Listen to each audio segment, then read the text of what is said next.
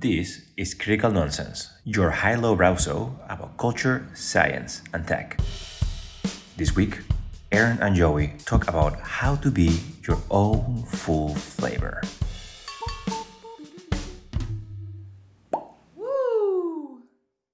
Take a holiday in Spain. This is what a Joey sounds like. It's been an Aaron sounding like this. This is what Aaron sounds like. Yep. Have you seen the thing that at any point where they like shrink down to the Yes. the tiniest amount of sound, and people are like, nope, I know what it is. Yep. It's one of the reasons why I love the account Here I Ruined It. It's like they'll just mix every song that says yeah at some point and make it its own song, or a different one is all the no's, and every no, when I hear Alanis Morissette's no, I'm like, No, I know that no. one. Yeah, they've got a bunch of those in there, and then yeah, if you don't know Here I Ruined It, check the show notes because it'll be in there. Well, I think that was the housekeeping. We don't have our executive producer and 37-hit wonder Jess Vander here with us this week, and we quickly went off the rails. Yeah, it took we know no time. No time. And y'all know when it's just me and Joey, we will take you on a 25-minute ride that you will say, please, someone, why did you put the brakes? And at the end, drive you off a bridge to nowhere, Thelma and Louise. Well, Thelma and Louise. Yeah. It could be going to Asgard or something. But it was where I was going. It was where I was going. But then I was like, nope, not Bonnie and Clyde. The one with Brad Pitt in it. And then, yes. Oh, I'm going to watch that this weekend. It's been a long time. You have Thelma and Louise this week. Aaron's got a question. Are you Thelma or Louise? Who's who? Well, okay, I haven't actually seen it. Yeah, same. Neither have I.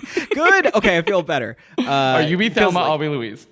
That's good because that's my grandmother's name, so that feels right. Perfect. That feels very, very right. But I will say, as an aside, as American Civilization major in undergrad, I technically went to at least 2 or 3 screenings of it, for my queer lit classes and queer history classes and stuff like that. But I always skipped them for a cappella practice, which is a form of queer lit.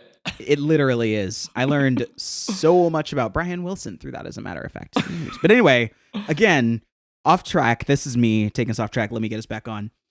So actually, this comes. I right before we hopped on to record, I was having a conversation with some teammates that was about stinky fish conversation, and what I mean, I don't know if you're familiar with this concept, but stinky fish is a thing. It's a clever way of saying let's get all the things that we're uncomfortable about this project or each other or whatever, and let's just have a moment to just put them all out there. What's all the stuff that we don't want to have to talk about all the time, but if we don't bring it up, it's gonna cloud the air and it's gonna be funky all the time. We were just talking about let's get we were just having a conversation about the merits of those and the importance of doing them as a group and as an individual. And really at the heart of it, a lot of it was just about recognizing people. You have to really deploy a lot of emotional intelligence to have conversations like that.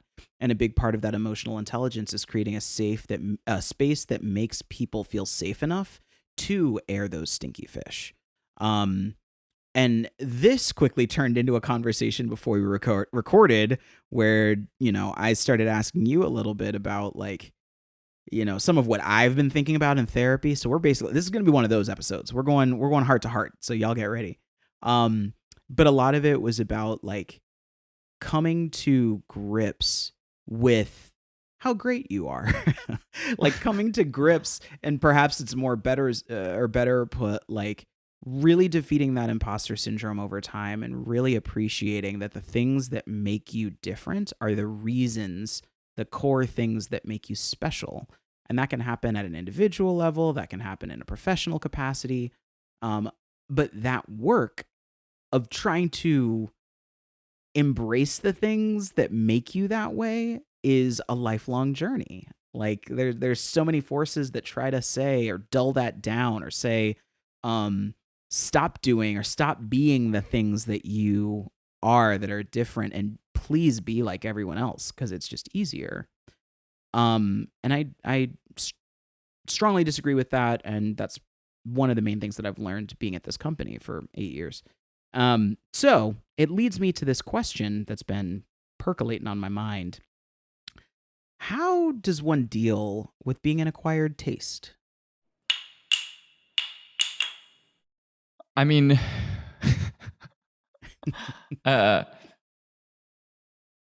in a funny way, I would love to know. Please email us both and tell yeah. us. We were talking like a little bit briefly before we started recording, which, ABR, always be recording. True. What were we thinking?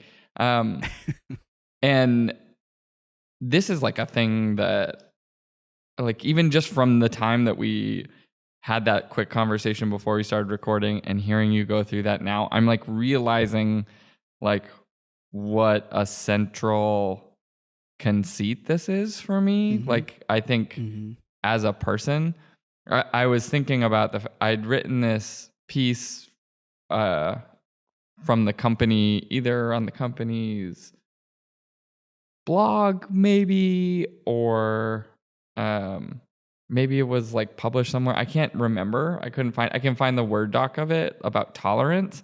And I think like it is itself was, I didn't understand it this way at the time, but I realized that it is probably like a plea to the world to just be like, just tolerate me. Like, I don't need you to like me. Like I know, like, yeah, I'm flavor blasted. But like, you're one of only 2 people in my life that go officially to Goldfish references. And as usual, you're both from New Hampshire. The other is my husband. Thank you for that. Yeah. I think like the joy of having like high flavor people in your life is it is just like a more complex milieu. It is like it is a mole where you're like, what, was that a 17-year-old hazelnut I just tasted in there? How delightful. How wonderful. Yeah. Is that chocolate or is that warming spices? Oh, it's both. Okay, great. Like there's a lot more going on, but like in theory, I think like the idea of tolerance is to like accept everyone for who they are because you get the mole instead of the mayonnaise, Yes.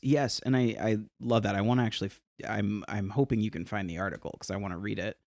I think that like a couple of things float around to this as well.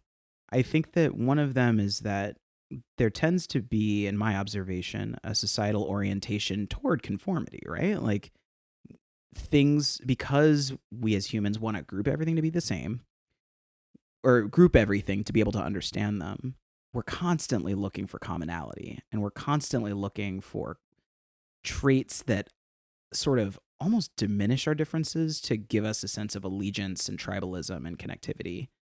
I think it may be that, and I should say, I mean, that's a very American way to talk about it. Like, that's not the way it is everywhere. I love talking about American phenomena as though it's globally the same. But I think that, like, pushing against that conformity, there's certain moments in life that we've socialized ourselves to think that it's okay. So, like, when in America we started inventing that life stage of adolescence, it was to create room for that. I don't know much about the Rumspringa, but I do think this idea of getting out there and exploring the world bears some relevance or resonance with this. Smarter listeners than myself, please check me. But I think the real point that I'm making is that as much conformity as there is everywhere, there is still plenty of space and nurturing for holding on to those things that make you different. Mhm. However, I think the thing that makes it difficult is that different differences require a lot more tolerance from others, or seemingly require a lot more tolerance of others, or have, you know, been mythologized to require a lot more tolerance of others.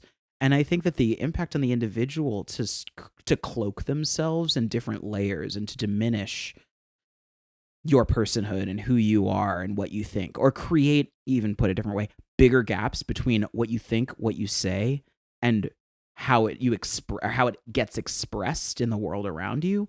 The larger that gap is, the safer you might feel, because you can control the performative nature of it. But the wages that you pay as an individual are that you're in constant internal turmoil, and you're Mhm. constantly breaking or just like pushing down the things that other people want from you, that make the Yep. mole delicious, that make it exciting, that make it worth tasting.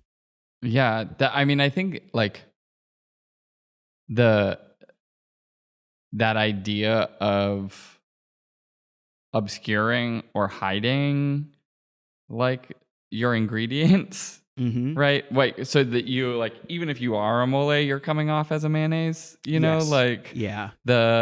or I don't know if that's the right.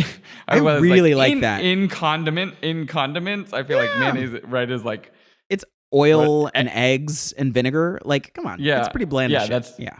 yeah. There's not a whole lot going on there. There's not a lot of depth. But I mean, I guess maybe you could use an artisanal vinegar or something. It But ain't like aioli. It ain't yeah. aioli. Nope, Get that sure right. shit ain't. Nah.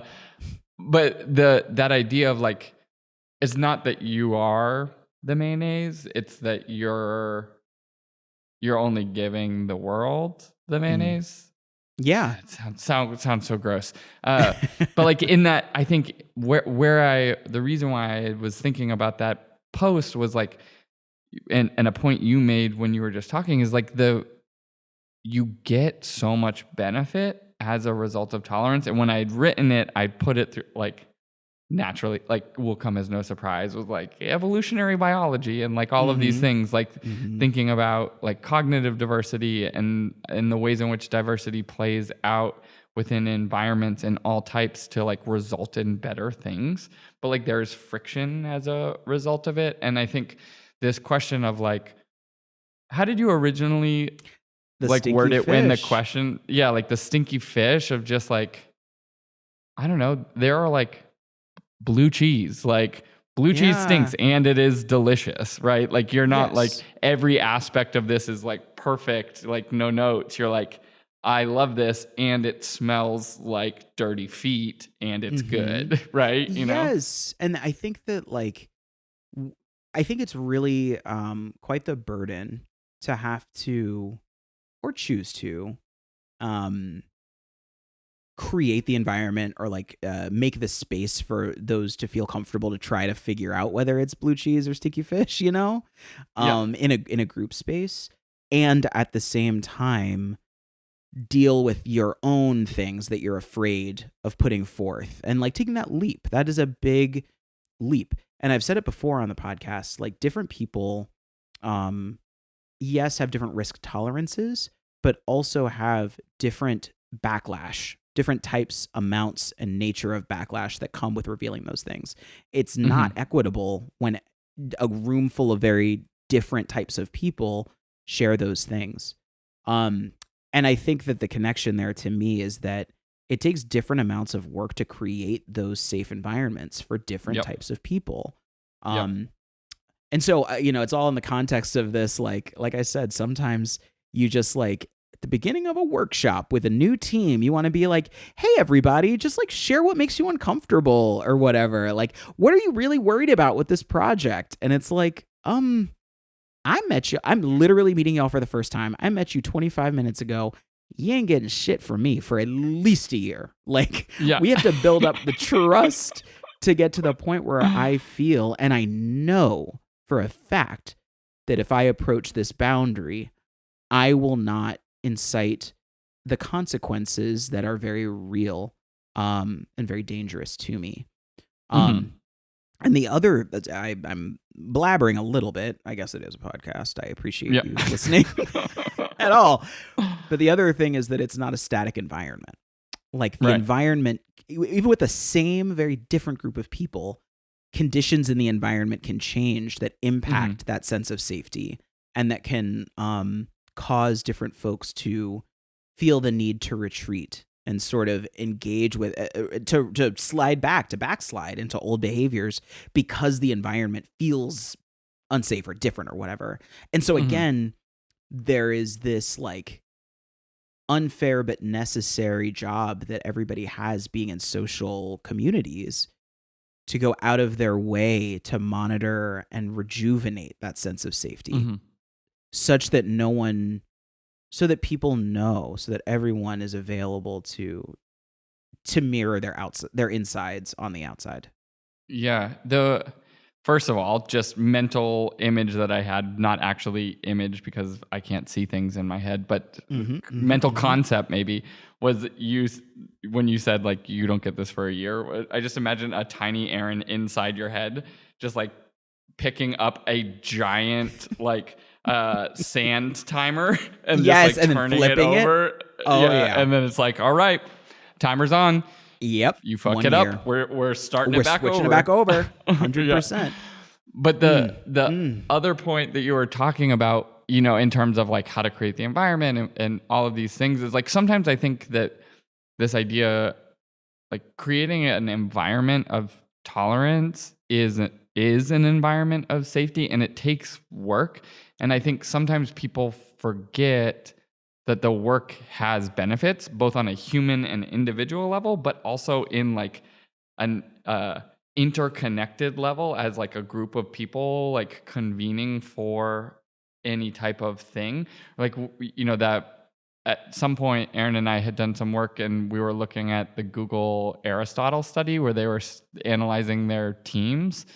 And you can find like lots written about it. They'd done like a publicity tour, I think, around the study. But one of the things that they talked about was like taking a bunch of individuals that are like high performers and like super amazing on an individual level and putting them in a team where everyone's like, okay, it is my turn to talk now and I will say these things and now I will like defer to the expert on this thing because that expert is in the room. Like that mode of interacting, which is fundamentally like an unsafe mode, like I'm not the expert, so I will not talk about this, and you are the expert and you talk about this and we will only talk about this specific thing, versus the teams that seemingly talked about like nothing related to the project and somehow like outproduced the other teams. Like that idea of like what happens when people feel safe and secure to like be in their full flavor, to like be the mole, like it is truly a transformative thing that you can create for yourself, for other human beings around you, and for like whatever the fuck you're working on. Like it can be anything, but it is like transformative. It is. It changes the way that you move through the world, because though many of the signals or cues that people might be hypervigilant about that signal whether or not the room is safe or not are born out of nothing to do with the work, or very, very little to do with like a professional environment. Yeah. And so when you do find safety in some of those environments and you can bring them to other spaces, it can have a profound impact on the way that you navigate your whole life. And I think, for anybody who works a lot, which is every American, or many Americans, using workspaces. Well, first of all, workspaces and work shape so much of our energy, our day-to-day lives, our perceptions of the world. And so being able to harness your own power in reshaping or finding channels within that space can have a really big outsized influence on your overall sense of self and your experience outside of life. The opposite is true as well. Disruptions in that space can have an outsized impact on all of those things as well. And I hope that I as soon as you started talking about an old article, I wrote an old article too. I think it was in Quartz. I'll find it. It was Anti-Heroes in the Boardroom. And it was really getting into some of what we're talking about here is how do you create safe environments? And there's a Harvard sociologist, economist perhaps, that really started to get into what you need to do to create those safe spaces as a leader, and what are all of the unintended signals, what are all of the unintended behaviors that sap that work out, that destroy that work. And I'm sort of marrying a little bit of that with the fact that I genuinely believe that we all have a responsibility to lead. It doesn't matter what team you're on, what the organization is. It doesn't matter what your discipline is. It goes back to what you were saying about Aristotle. When you have everybody being willing to bring their full, total expertise into a room, that allows and encourages other people to bring that same sense of leadership, knowledge, and expertise into the room. And next thing you know, you've created a safe space because you're immediately eliminating silos. You're expressing curiosity. You are one of the key elements too was about inviting people into your own problems. There's a little bit of self-awareness, but then also inviting people in to help solve it, both to call you out and to brainstorm how you can solve it. But all of that creates this like glue and cohesion that then can melt away some of those layers that we've been conditioned to construct for ourselves, to hide ourselves, and I don't know, make our mole less spicy, or our chocolate less spicy. I don't know why I'm putting spicy chocolate in this mole now, but some are spicy, so it sounds right. Like there's chocolate in mole, there's spices, there's peppers. Yeah, I think as you were saying that, it made me like realize that the unsafe environment is an environment of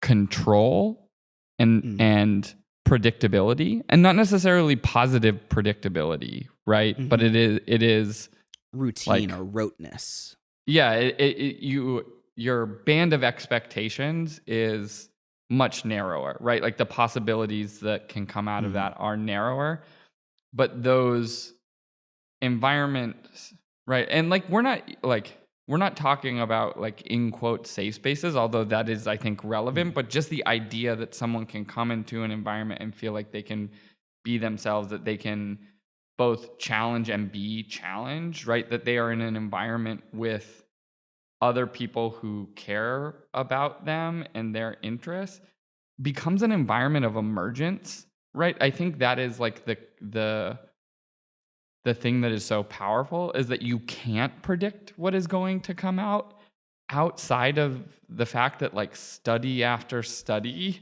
seems to demonstrate that the one thing you can predict is that outcomes will be better, right? Like you don't know what that will be because you are making a mole.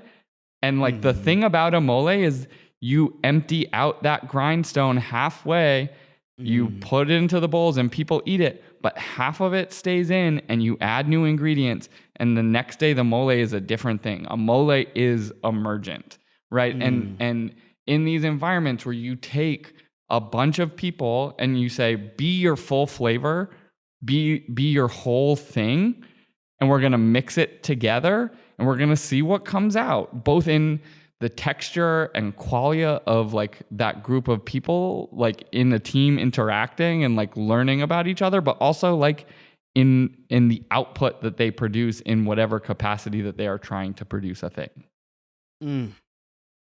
This feels like I feel like that's a capstone on this one. I feel like I think we can go into the wrap up corner maybe, and can I take a swing? Yes. Hit it. Let me Aaron's wrap up corner. Aaron's wrap up corner. I might wrap this up into two core ideas that I think that sort of meandered throughout this conversation. One is that we are each individually and severally responsible for making every space safe, in every moment, everywhere. And that is a gift and a responsibility. And it in itself is an act of leadership that everyone can play out.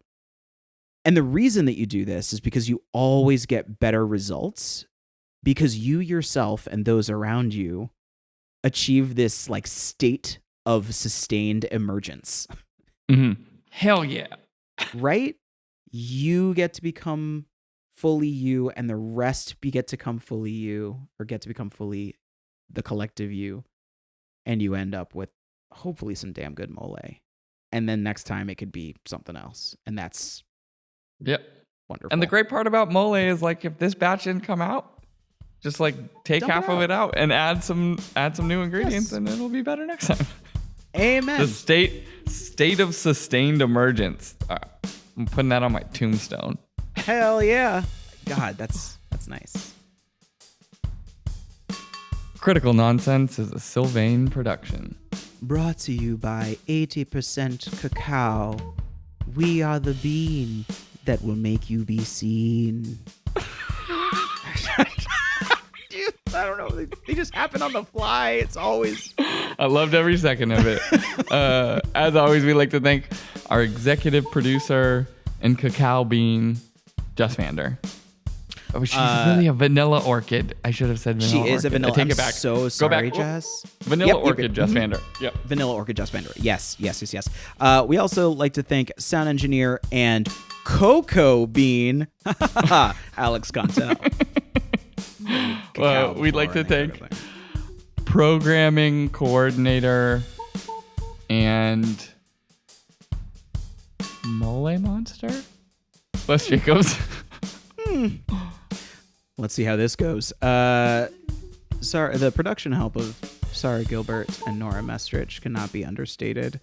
And they represent the jalapeno and habanero that may or may not be supposed to be in this dish.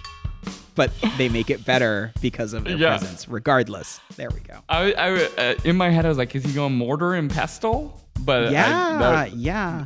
Because you might need like a guajillo pepper or something like that. Yeah. Like you might need something a little bit like darker and rounder. I don't know. I'm out of my depth. But as always, thanks, Ellen. Special thanks. Apparently, yes, to mole. Yeah, them and mayonnaise did not get they got short shrift in this one. Forget you, Best Foods. That's how you know that I live on the West Coast. Best Foods mayonnaise. Yeah. I hate condiments. No thanks to condiments from this guy who's got two thumbs and doesn't like condiments. This guy that you can't see pointing at himself with his thumb. Yes, but he is doing it. You know, I worked on a project years ago, and the category is like that mayonnaise in specifically is called sandwich lubricants.